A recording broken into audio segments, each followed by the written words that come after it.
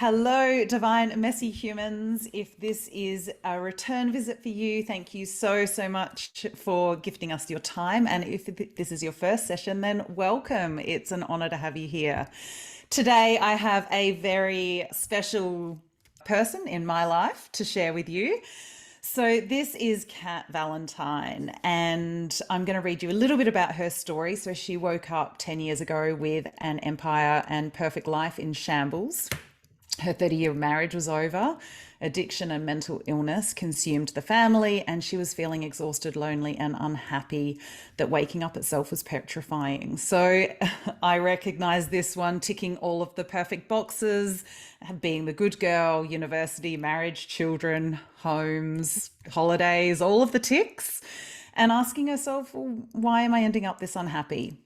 And so that was how she started her inner work journey and felt that she tried everything. And then she found a new path. So I guess that's where I want to leave it and let you take over. So welcome, Kat. Thank you so much for joining me today. Oh, what a treat. I am so thrilled to be here. Yeah. So tell us A a good little bit about excuse. that journey of inner work for you. Yeah, well, I'm a slow learner, you know, and I really thought I had it figured out that if I did everything that was expected of me, then I'd have a great life. And if it came to feelings, if it came to anything that was a bit abstract, you just push that down and you just do the things. You do all the things and then you'll get the results. And, I got some results, but it lead to happiness, and I think back and, without sharing my ex's story, because that's his Hmm. story, I think what happened to us both, we both grew up in families where you don't talk about feelings, right? You just, if you did have a feeling, you were told to just get over it. Um, and if you did explode, because eventually you would explode and then you'd be punished for exploding. There was no curiosity around why. Anyway, I took those skills into the marriage and he brought them into the marriage as well. So while we loved each other and we'd had plans and we were looking ahead and what we'd do together and what our kids would have and no talk of feelings. So that when he started to, I think, question why he was doing everything he was doing and having big feelings, he couldn't communicate them. And then I would have all the fear and big feelings around him not being the person he used to be, and we couldn't communicate them. So eventually we just drifted so far apart and we were both in separate pits of despair. And it almost felt like if I didn't crawl out of that marriage, that the kids could end up with no parents. I mean, he was openly talking, suicidal thoughts, and I was thinking them. And, like we're both still here. Yeah. That's the Yeah. good news. Which We're is both beautiful. still here. Yeah, correct.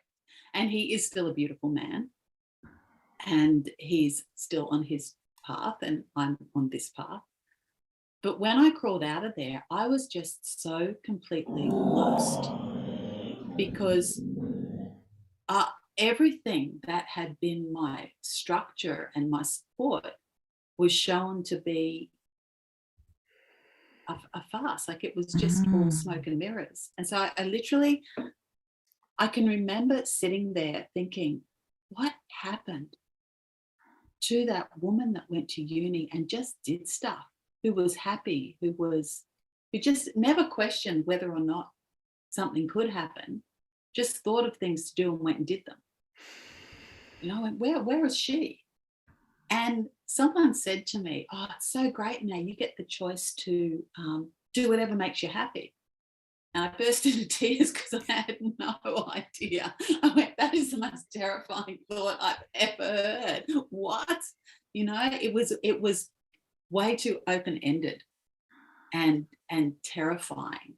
So yeah, little by little, I started to just question, just find, it took me probably 3 or 4 months of hibernating and really hoping every night when I went to bed that I wouldn't wake up in the morning, and waking up and then feeling really desperate about how I was going to feel the day. Wow. Yeah.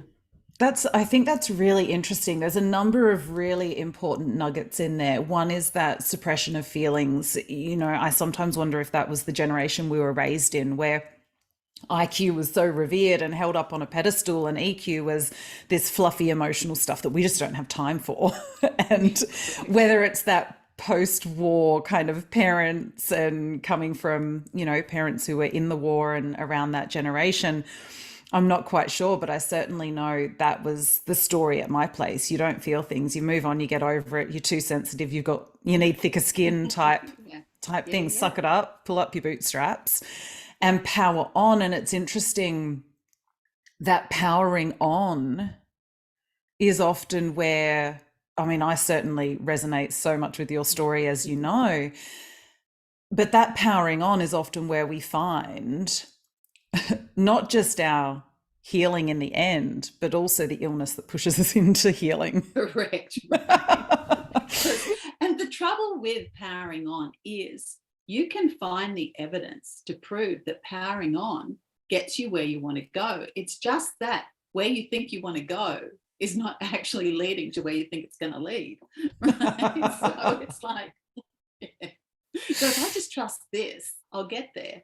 Yeah. Isn't it interesting? So how did that, the logical mind going, I've just got to power on, and I know what it's like to just hope that you're not going to wake up in the morning. I've been there myself, of just going, it would be so much easier if I just wasn't here. And in so many ways, that is the numbing, the checking out.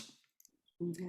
How did you go from this logical brain, I'm just going to power on, I've just got to get through, into that, hang on, there's this whole volcano of emotions bubbling here, and I might need to actually open the lid and have a look at them occasionally?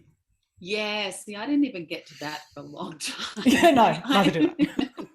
No, so it's really interesting that I started with kinesiology. Like, it took me a long time to ask for help. My kids were saying, Mom, why don't you?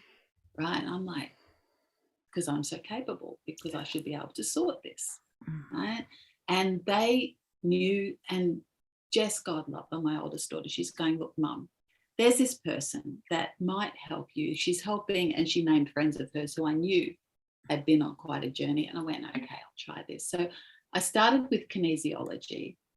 And for me, it just opened up that sense of maybe there's something here, that there's more than what this is letting me know. Right. And so that opened that path. And so then I went from there. It was like there was this little crack in that big black obelisk that was in front of me. There was this little crack, and there was light getting through. And I went, okay. And so then from there, I started getting curious and looking for different ways. And then at the same time, my oldest son said, look, Mum, you've got this property out of the settlement. Why don't you get some property mentors and find out like how you can make more money out of that as an investment and da, da, da. So we did that. And what was so fabulous about that was that the mentor group I chose was more about mindset and that emotional sense of well-being than rather just making money. So it was in that I heard my eventual mentor speak, and she annoyed the crap out of me, right? Because she is so bubbly and so that, and Miss Sensible here is like, oh my God, how am I going to listen to this for 90 minutes? All right. But she kept saying things that I couldn't ignore. It was as though she was reaching in and getting those hooks of mine and then saying, oh yeah, we can do something about this. And at the time, I didn't even know whether I believed it, but I didn't really feel I had a choice. Little did I know that I was being led into a complete career change, awakening, transformation. Yep. That, you know, has now been a decade, and now it's my life. You know, like I live it on a daily basis. Yeah, it's quite extraordinary. And isn't that fascinating? I think how it is sometimes just those little cracks of light and then the curiosity that it brings of going, maybe this isn't the only way. Maybe there's something else. Mm. Talk more about that curiosity. All right. So what's really interesting is I remembered after I got curious, right? I remembered this moment when I was probably about 8 or 10 years old, really young. And I was lying in the backyard and I could smell like fresh grass. It was warm. It was Queensland. There were bees buzzing. And I was just looking at the clouds in the sky. And I had this extraordinary sort of sense of expansiveness and connection. It was so extraordinary. Yeah. And I remember lying there with it and then running inside and trying to tell mum about it. And her thing was like, oh, look, yeah, great. While you're here, go and clean your room.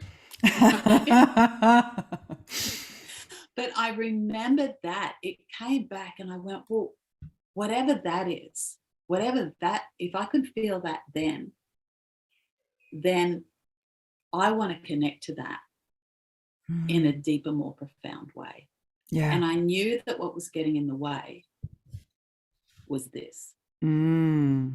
So I spent a long time disconnecting. Probably the most difficult thing I have done in my inner work journey is to turn this down to white noise, because I know I can't stop it. I know I can't stop it. Yeah. But where my life changes is how I respond to the stories it tells me. Right. So rather than trying to stop them, I just go, okay, that's where life changes right there. Oh, and I love the way you say that. That's in the work I've done both in kinesiology and how we met is about moving from that reactivity into responsiveness and having the ability to control that volume switch, understanding that that's a part of you that's going, I don't feel safe. Help me out here. And not judging that part, having compassion for it as though it is one of your children, because that part may be an inner child or it may be a different part that's been, split off, and being able to go, how can I love you through this? How can I help you feel safe? Because actually, I don't know if you've noticed, I'm a grown up now. Yeah, right. I'm actually in charge here.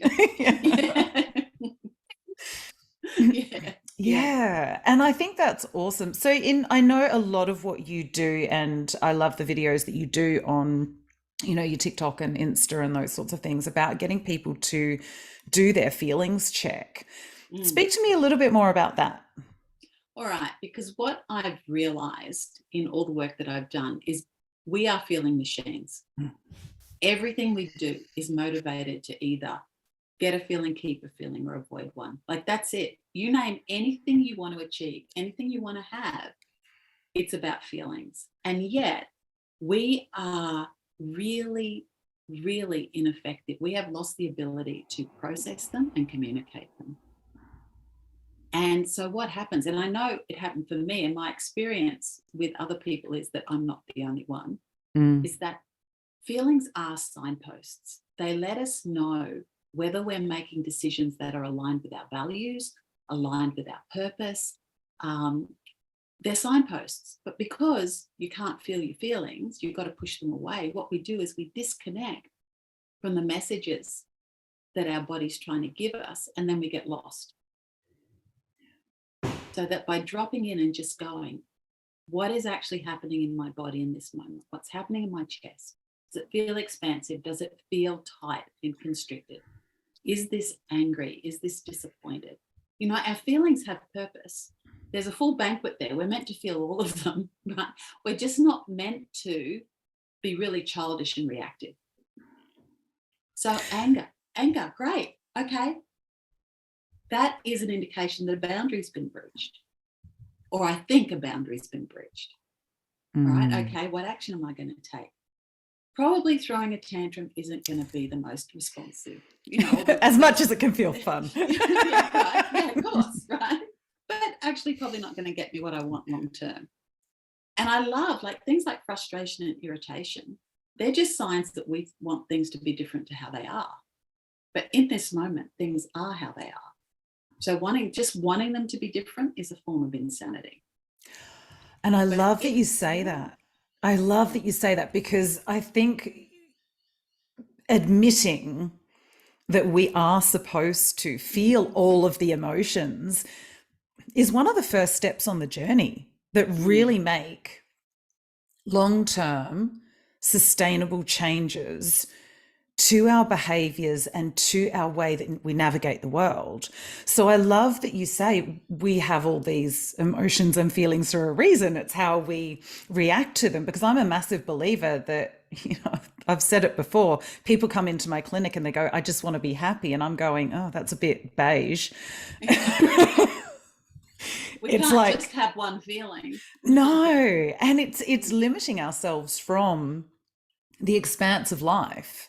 And so, how has you doing the work and delving into those emotions, I guess, allowed you to add color and shade and texture to that tapestry from where your life was to where it is now? Okay, I think the biggest thing was overcoming the fear of having a feeling, right? Huge. It's like the monster in the cupboard. Don't open the cupboard door. Don't open the cupboard door. Oh my God, you go da, da, da, da. Or the monster under the bed, right? I have, as a child, gone, crawled to the end of my bed, leapt to the doorway to run out to the toilet at night, and then had to look under the bed before I crawled back in. All right? Terrifying. Yeah. And that's how we are with feelings. Whereas if you just let yourself have the feeling, it's actually not that scary. A feeling is literally a whole heap of sensations that are going on in our body. And where I get really passionate about this is nobody has ever died from having a feeling, but people die trying to avoid them. Right? And I've heard you say that so many times, and Yeah. every single time you say it, it hits me so deeply, and I get those real chills, because from what I've heard from your story, was what I've discovered in my own journey, and I've seen in clinic a million times over, is that those feelings push us to that state of dis-ease, lack of wellness, depression, all of that. And yet the more we open to and start feeling them, the healthier and more vital we become. It's so counterintuitive in so many ways. Because we're taught to fear them. Yeah. That if a child is feeling sad, rather than just sit with them and allow them to have the feeling, we try to distract them and make them happy. And we do that with our own body. If it's having a feeling, it's like a child. I liken it to a child, that if my body is feeling grief, which is a big emotion, right? It's a huge emotion. What I do is I drop out of my head into my body and recognize what's happening in my stomach, happening in my hands. Because while my mind is also like an inner child, it's a bully. My mind has never had a feeling in its life. But what it does is it comes up with all these stories, and my body then goes through all these feelings. And so rather than pay attention to the bully and ignore the child that's having feelings, what I do is I drop out of my head so that the stories, the mind can't follow you into your body. So the bully goes quiet and I can just be present with what's happening in my body.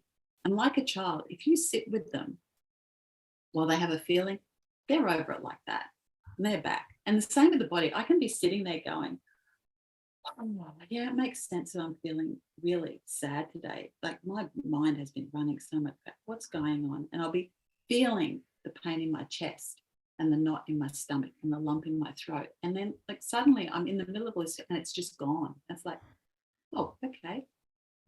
Because I sat with it. Whereas if I tried to ignore it, I could perpetuate that shit for days, weeks, right?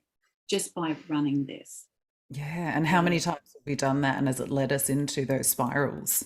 Absolutely. And I think, coming in with that love and nurture, I call it that acknowledging that you're having a feeling and then validating that it's there. All we want to do is be validated in every area of life. And so that makes so much sense. So then going through that and learning all these processes, obviously I know it's not a quick journey, and so many people seem to want the quick fix. What's your experience been of that? in terms of the time that it's Mm, taken. yeah. Well, it's not linear, right? There can be times when I'm feeling like, oh, I've nailed this. Yeah, I got it. Like, look at me, I'm handling this. This is great. And then, 3 days later, I'm back in the pit of despair. And it's like, and I still get coaching as well. And my coach, I'll start the session. I'll go, she goes, how are you going? I go, well, and she just looks at me. She goes, why are you telling me this? It's like, well, because I want you to be on my side. I want you to see things the way I see them. And she's like, I don't want to speak to your mind. It doesn't interest me at all. And we fall into that trap because, we live in a world where doing is really, really rewarded and seen as, the goal. And so we get really busy doing and we have to push through, all the stuff. Whereas in fact, the being, the reflect, the restore, and just really sit still is actually where we get the instruction for the doing. So, so many of us just do when we're busy, and we're on a hamster wheel because we're busy doing. But it's with the reflection and the just sitting still and listening to your body that you actually get direction. And so that for me has been a big lesson. And I love that because I think so many people want the pill and the quick fix because it feels active and it feels like doing, but we get so much more when we're learning the stillness and we're learning the fact that it's not an overnight fix. When we've had however many years of this conditioning. Decades. Yeah, Yeah, decades. Right. Yeah. And exactly. and it's this thing. It's like, well, how do I do being? Mm. And this was, again, like, this stuff was so hard for me. I mean, I have a science degree and an MBA and this and this, and I've done this and I've done that, like, done heaps. And to just say, well, what do you mean I'm not doing anything? Like, how can that help? Surely I need to do something. And it's not comfortable to start with because I honestly didn't know how to drop out of this. I didn't know how to turn it down. And so I'd be still and all I'd get more of was more of this. And for me, the way I had to disengage from that was imagine that it wasn't here, but it was here talking behind me. And I thought, how long would I put up with someone saying the sorts of things that that's saying before I turned around and told them just to really just go away, get lost. I've got this. How dare you? And so it was by doing that that I managed to then get out of this and sit and learn to I be think still. that's a beautiful, I often call it that voice over the shoulder.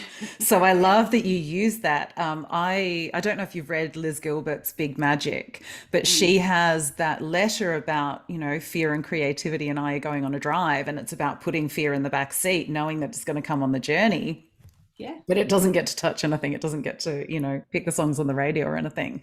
So I No, or love that handle the visual. steering wheel. Yeah, Right? Yeah. exactly. Yeah. And so often it's like us letting a toddler drive the car. Mm. It's not safe. It's certainly not controlled. And we run with those stories and allow them to create so much chaos and yet still tell ourselves in that delusion that we've got our shit together.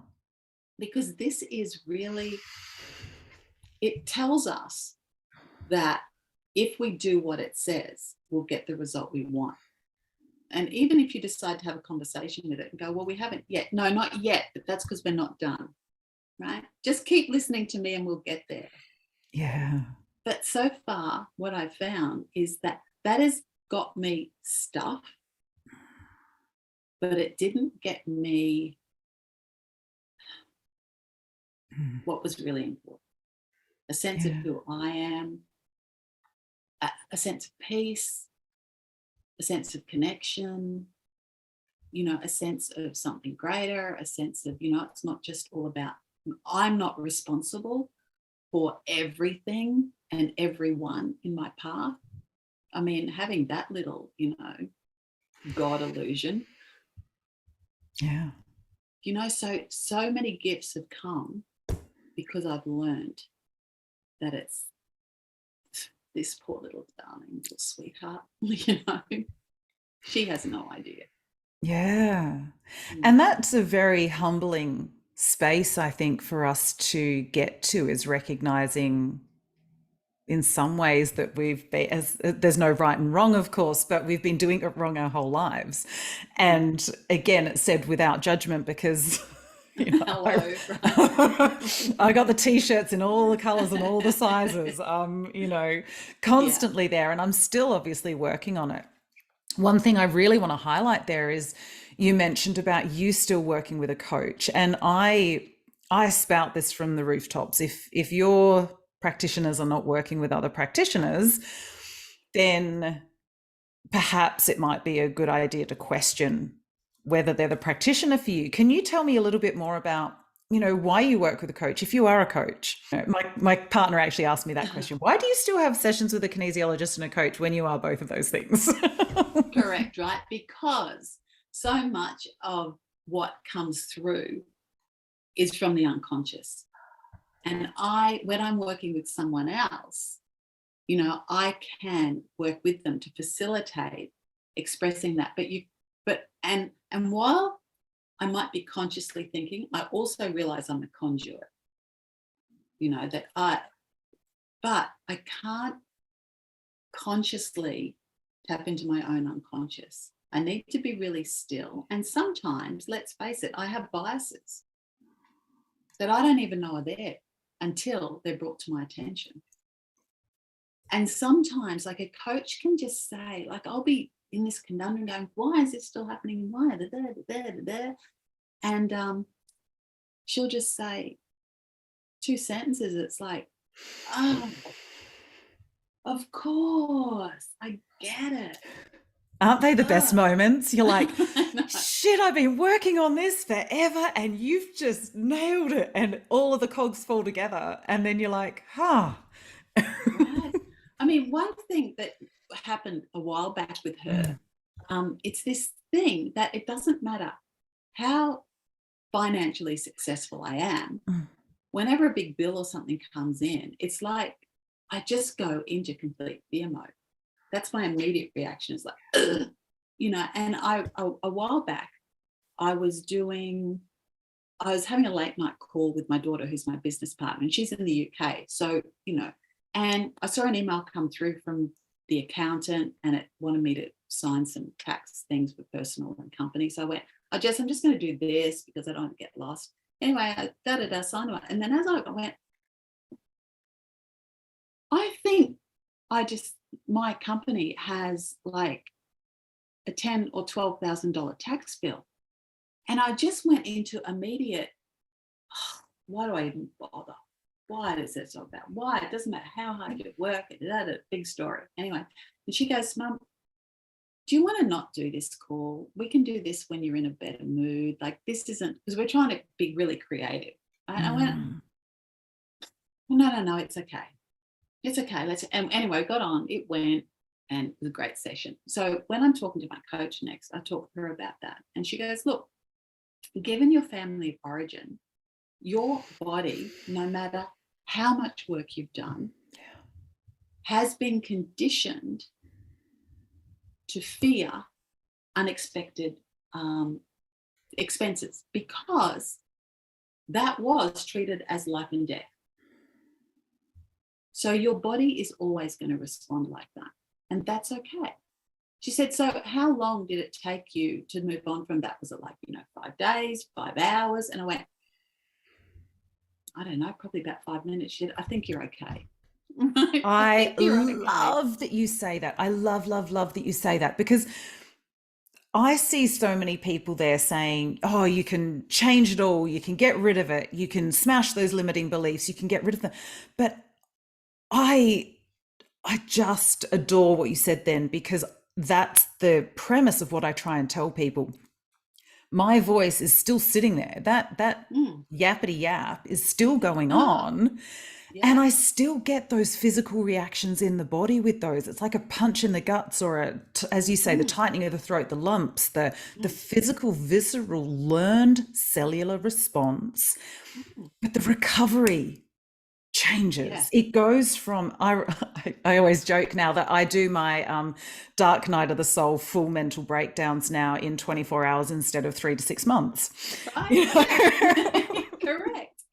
And Yeah. the shorter that time gets, the more I celebrate, because I'm like, oh my God, if I'd gone through this before, it would have been the next 3 months of healing. Now I Yeah. know it'll be one session with my mentor, and oh, it's cleared, it's moved through my body, or sometimes I don't even need that session. I can do it on Mm, my own.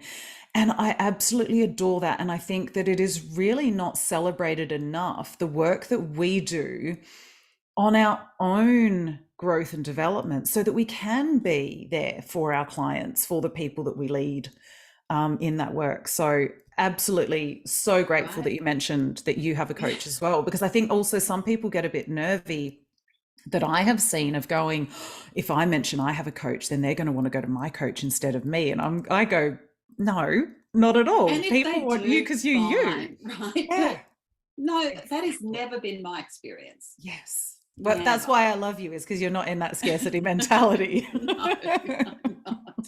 Right? It's just it, and I think that growth doesn't stop. And what's happening for me is that because I am doing things that I would never be doing the things that I'm doing now.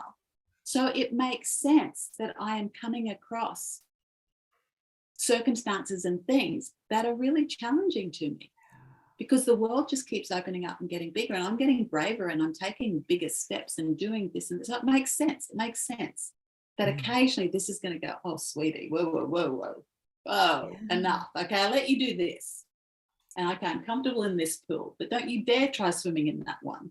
Yeah. And then it's about going through the steps again and then jumping in that pool. Yes. Right? And I love that, because and that's another thing that I hear people talk about in the industry, is that whole death to the ego thing. But what you're talking about there is having that ego as that, are you sure this is safe? And then you stepping in as the adult going, yes, darling, I'm going to guide you. And it Mm. becomes a companion of, you know what, you're right. I shouldn't just go and run and leap into that pool, naked and free. As much as I'd love to. Yeah. Perhaps I just got to, stand on the edge, answer your questions, let you know that I'm in control, and then we can go ahead and leap Yeah. in that way. So I really, really love the way that you say it. And, you've sort of mentioned, I guess, what brought you into the business in terms of, being able to follow that path and getting in touch with the feelings, and finding that. How have you used all of that life experience that you've gained to really inform the way that you do business and you work with your clients? Oh, big question. I think it can't help but shape it, because what life experience has shown me, it has what it's taught me. It's taught me compassion. It's taught me that everything always makes sense. That the way someone is acting and behaving and is being unresourceful always makes sense. That we just don't know why, but if we did, it would make sense. All right. So that I always start from that position of it makes sense, and a sense of curiosity. I think when I was really hard and really judging myself, I really judged others. But because I understand myself so well now, and what motivates me to do things that are unresourceful, I understand it in others. So that really, there's nothing, I think, and I've heard a lot of things, but it's like it, yeah, okay, you want to change that? Cool. That's great. So let's use all the tools and techniques we have at our, fingertips, so that you can facilitate the change in your life that you want to Mm. create. So the other thing as well is, And my husband says to me, I don't think this is a good tagline. All right. But I say to him, like, I have worked with thousands of people and I've never fixed anyone. Yeah. Right. It's not my job. Oh, I love it. Because if I did, if I could fix people, and look, if we could change people and fix people, there wouldn't be addicts, there wouldn't be, suicidal or mental health issues. There wouldn't be any of that. But I would fix you into the person I thought you needed to be. Oh, and I do not know enough about you to do that. Right. So again, it's just, and everyone's journey is different. It takes different times. Like I remember when I first started coaching that at the end of a session, I'd be there and I'd be going, oh, it should have happened. Oh, and maybe I didn't do this, or maybe I should have done this, or da, da, da, da, da. But what I realize now is that the result is not up to me. I am present and I am there, and I am using, as I said, I think I'm a conduit. Yes, I have skills and tools and techniques, but sometimes things come through, I don't know where they come from. Right? But it's not up to me to facilitate, sure, but to create the change, that has to come from within. So all of that comes. It's made me a better partner. It's made me a better mother. It's made me, a better friend. Certainly understanding all this has made me a better coach and trainer and mentor. It's just, it can't help but influence. Yeah, no, and I absolutely love that. And I completely agree. I remember for so much of my journey, I'd go, I'm so broken, I need to be fixed. And again, there's no fixing to be had. We're all at that point that we are for a reason. And through that conditioning and through that denial of true self and all of those other coping mechanisms that we've brought in, there is that's going to come. But nobody, I believe, is ever broken. It's a sum of what decisions you've made. And if we've made those decisions, we can always make other decisions. And you've got that. I always talk about being a conduit or a facilitator as well. I sort of get a bit funny with the idea of healer or whatever sometimes gets given to me. And I'm going, it's not up to me. You're doing that.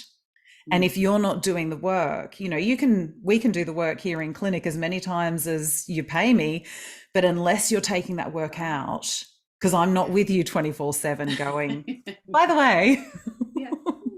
Yeah, exactly. So marrying together that lived wisdom with your learned experience, what do you think that kind of brings in? I know we've sort of, how you're using it to inform that business and practice, but I think that lived wisdom versus, I guess, qualifications. And people think I need a piece of paper for that, or I need a piece of paper for that. How do you marry together the two and go, you know what, this is just, as you say, stuff that I know, stuff that's coming in. How does that work for you? Yeah, I feel that having tools and techniques that I have learned is really important because, and with the work as well, like I'm not a counselor, I'm not a psychologist, I haven't studied and passed exams and now I'm qualified, right? This is a journey that I've walked. So any technique that I will use in session, it's one that I've used to heal myself. All right. So I think what has happened is in learning all of these things and in doing all that healing for myself, it makes me more open to trusting and surrendering. And yes, I have this platform of tools and techniques, but I find if I'm in my head trying to think about what happened, it's not going to help. If I just trust and surrender and know that the journey I have been on certainly at times can influence other people because they go, oh, look what you've done. If you've done it, then it's possible. And 100%, if I've done it, it's possible, right? Like, yes, the most reluctant inner worker ever. It's possible. And then those techniques give me skills that just allow me to facilitate the change. But it takes surrender and trust and dropping out of my head. If I'm truly present with someone, that's how they get the best results for themselves. Mm. And I Yeah. know, and it probably happens to you as well, that I will be speaking, it could be in a training room or it could be in a one-on-one session. They go, oh, wow, that's really great. Can you say that again so I can write it down? And I'll just look at them and go, what did I say? And if they can give me a hint, I might be able to call it back and recall something. But generally speaking, it's like, oh. Yeah. Truly in that divine flow. And there have been times, probably in a session you've been in, where it was, I got asked to present something that I hadn't presented for a couple of years, and I felt really underprepared. And I just stood outside and I just went, okay, look, I know you know what they need. And I know that I know enough things that if you give me some hints, we'll be able to have a good session. But this is not me. And I know I walked in and people got exactly what they needed. Right. And that had nothing to do with me, except that I was a willing conduit. And that for me, I just went afterwards and went, oh, thank you so much. Because my mind, before I went to do it, was just like, oh shit, oh shit, oh shit, oh, I should have done this. We should have been static. We should have, da, da, da, da. And it's like, hang on. No. I mean, I think in learning things, what it gives you is the vocabulary to communicate what is being, brought forth. I think that for me is that it gives me vocabulary for the work I've done for myself and insight. I love that. I really love that. Surrender is one of those things that a lot of people talk about. Can you explain your definition or experience of surrender? Yeah, from someone who's really capable and a control freak. But with all love, my children are all adults now. The youngest is 31, all right? And they laugh and they go, Mum, you were the psycho bitch from hell. Like, honestly, I go, I know. But it was that sense of if I wasn't in control of everything, something bad would happen and something bad would happen, right? Well, I better control everything. And I've gone from that to, I mean, honestly, there are times when I just throw my hands in the air and go, look, you know better than I do what needs to happen here, right? I'm prepared to do the work, but you just do the thing, right? You do your thing, and I'll follow along, because I can really hit overwhelm quickly if this is trying to figure it all out. I have to feel my way into it. That's what I've realized. I have to feel my way. If I feel like this and energized about it, and there's this sense of possibility, I'm like, oh, yeah. I don't know what, but yeah. But if it feels not quite right, it's like, okay, well, I have to respect that too. And that's where I go, look, I don't know what, really, this feels like the decision, but you help me out here. Yeah. So I have a lot of communicating. With the organizer of the galaxy, right? I just do. and in fact, we call the organizer of the galaxy Auntie Judy, because she's gone from our patron saint of parking, all right? Because she would always, when she was around, she'd always get parks. And we're always, whenever we're going anywhere, go, come on, Jude, really need a park. And we always get rock star parks. And then it went to, I could really do with getting this traffic light. And we got to that. Now, so we've gone from that to organizer of the galaxy, right? So, yeah. Love it. Yeah. I love that. And I think sometimes, for me anyway, knowing that I'm not the biggest power there is, what a lets me off the hook so often. Correct. Right? Imagine if we had that much power that we could create these catastrophic events. Like, no, except thanks. that we do in our own life, don't we? Well, in our lives, yeah, by getting in the way. Yeah. And I think that's a beautiful thing. I think until we've fully experienced surrender, I know for me, until I'd probably been on the journey at least 5, 6, 7 years, I don't think I'd truly experienced surrender, because I was still getting in my own way. The mental mind was still coming in and telling me, but if you just try this. Yeah, right? I think once you've first experienced that full embodiment of surrender and you understand how it feels in your body, you go, oh, that's what they were talking about. I get it now. Right? Because I it's know not for me giving until up. then I couldn't get it. No, I agree. All right. Because it's not giving up. No. It is handing over. You Oh, know, oof, I it's love handing that. over with this sense of, this is Mm. actually not my job. Right. Whereas that was not easy for me because people would go like, hand it over. I go, yeah. And what if the organizer of the galaxy wants me to be homeless under a bridge in a leaking tent? I don't think so. I'm going to do this. And I'm thinking, oh, sweetie, Yeah. really? I don't think, yeah. One of the things that I love is even hearing you speak, you can hear the work that you've done, you can hear the journey that you've been on, which I think when anybody listens to people who have been doing the work, I think that comes across. But when you speak about those inner parts of you, those less resourceful parts of you, there is that sense of an adult speaking to that child. There is the sense of empathy and compassion and grace for the fact that those parts have always been doing the best they can.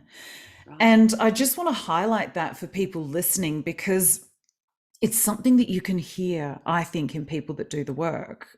What's your, have you noticed that? Absolutely. Yeah, absolutely. And especially the thing with the mind, if we accept that it is immature Mm. and running fear-based stories, we all know children need boundaries.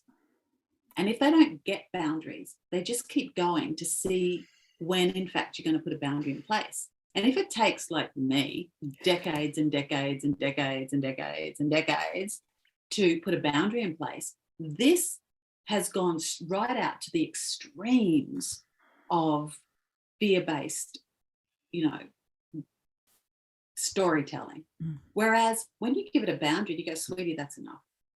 I'm in charge. I've got this. All children are going to test the line.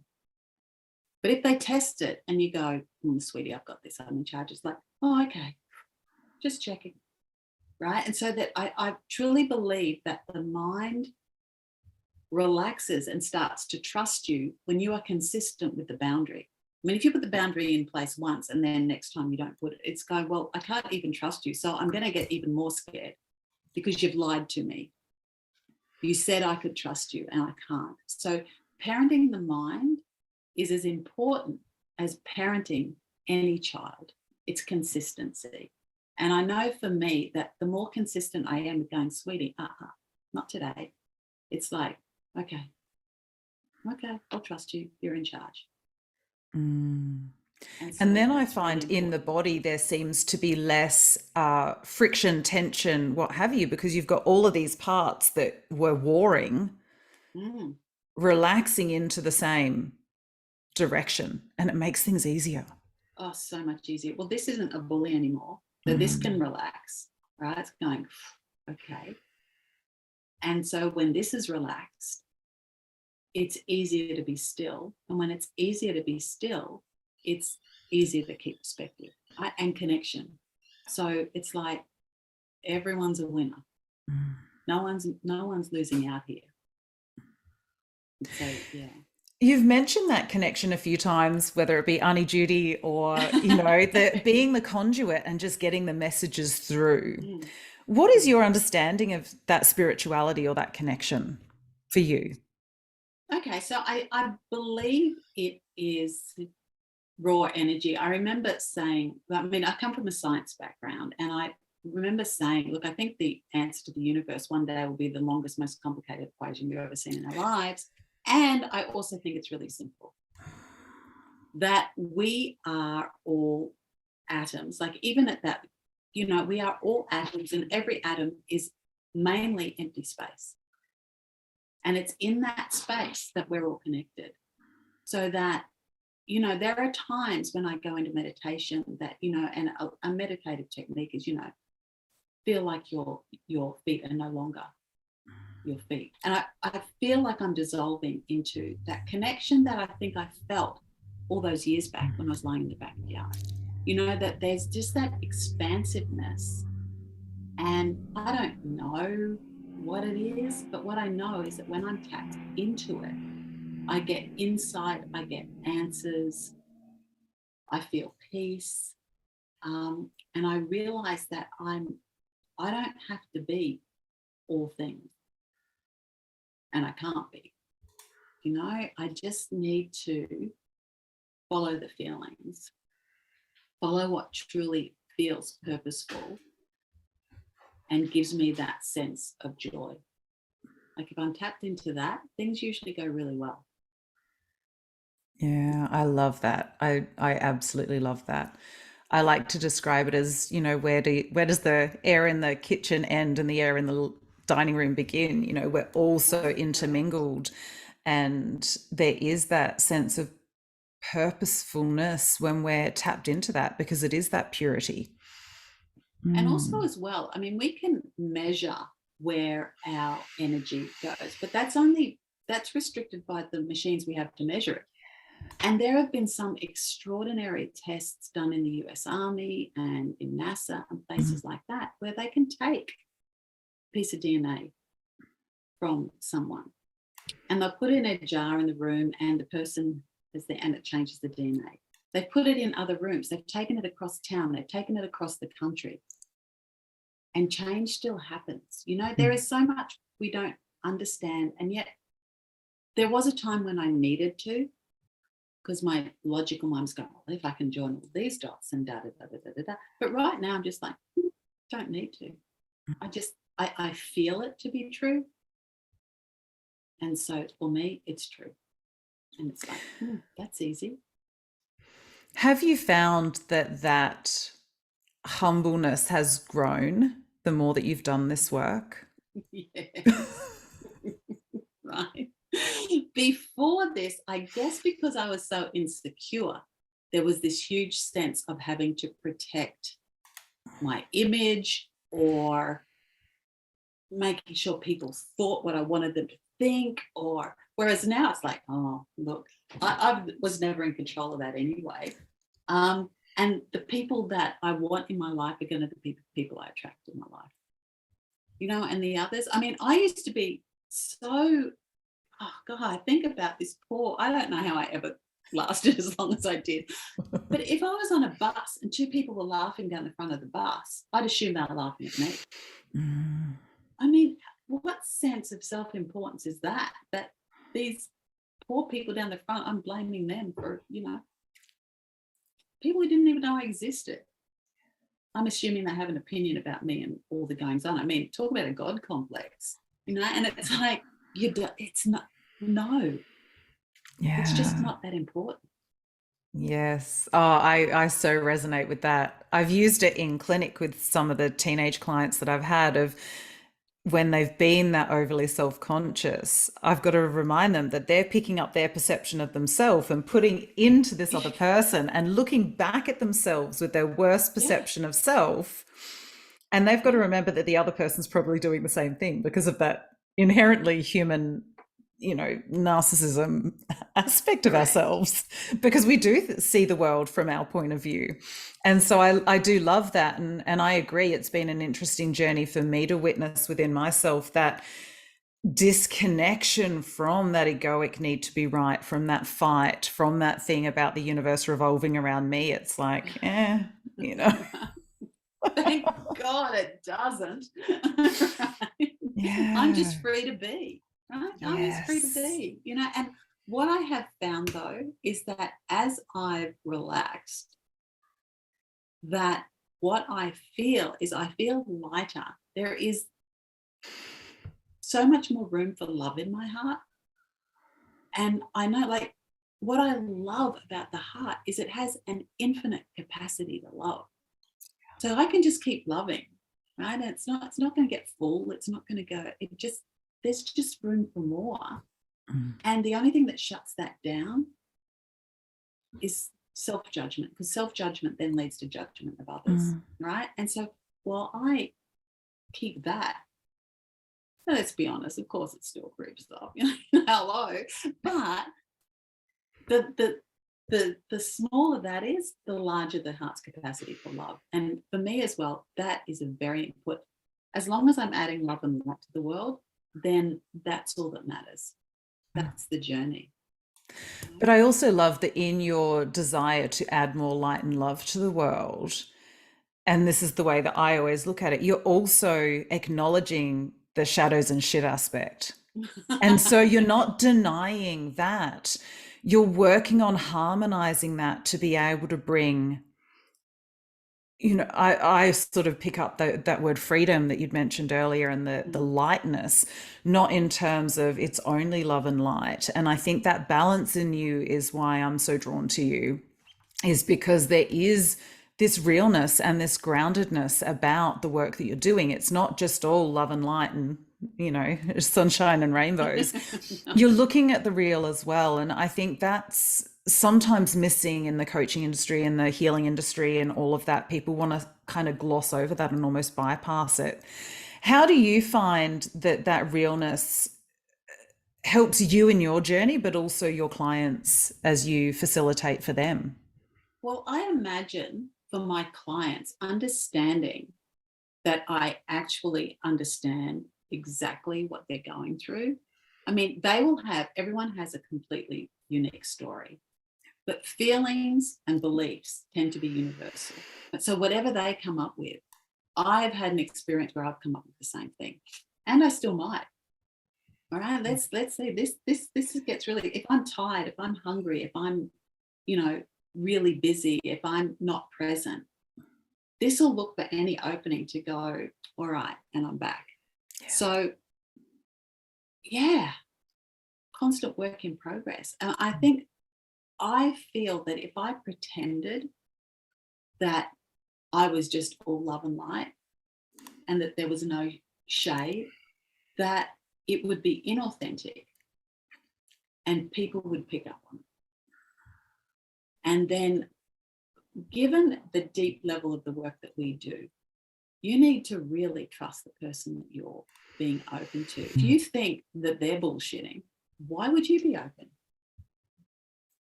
It just doesn't make sense. And there are things that I've done that I would rather I hadn't done. There is pain that I've caused people that I would rather I hadn't. But I'm not going to be ashamed of it, because honestly, even in those moments, I was doing the best I could. I was just really unresourceful, right? So that I'm not ashamed of anything. Yes, there are things I would really wish hadn't happened, but they have. And while I can't change the past, what I can do is I can change what I made it mean about me, and I can work with people so that they can change the stories they've created about what the past meant about them. And it's like, and the past is yesterday.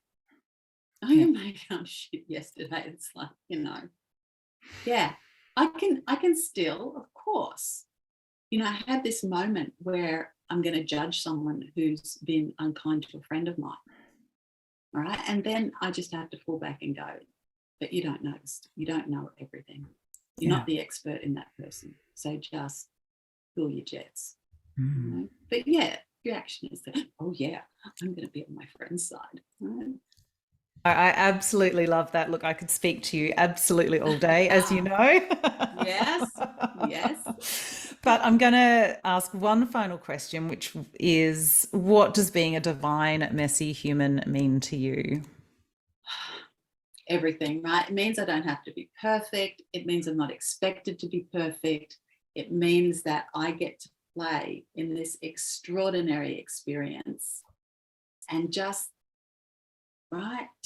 have fun, be creative, do the things, look for possibility, grow. It takes the pressure off, right? Knowing that it's okay to make a mess. Yeah. Oh, absolutely. Yeah. Oh, that's wonderful. So how can people find you? I will obviously have all of your links in the show notes, but let people know how they can find you. On my website, catvalentine.com.au is probably the easiest way to track me down. I am on socials, usually as @catvalentine_catalyst. But yeah, come to my website. play. And I also have a free ebook in the show notes, which Kat Yeah, has perfect. very lovingly shared with us. So thank you again. And thank you so much for all the work you're bringing into the world. Absolutely love you. And I love the changes you've helped me facilitate in my life. Ever grateful for you and can't wait to see you again soon. Thank you. Oh, you can be sure you will. Lots of love. We'll catch you soon.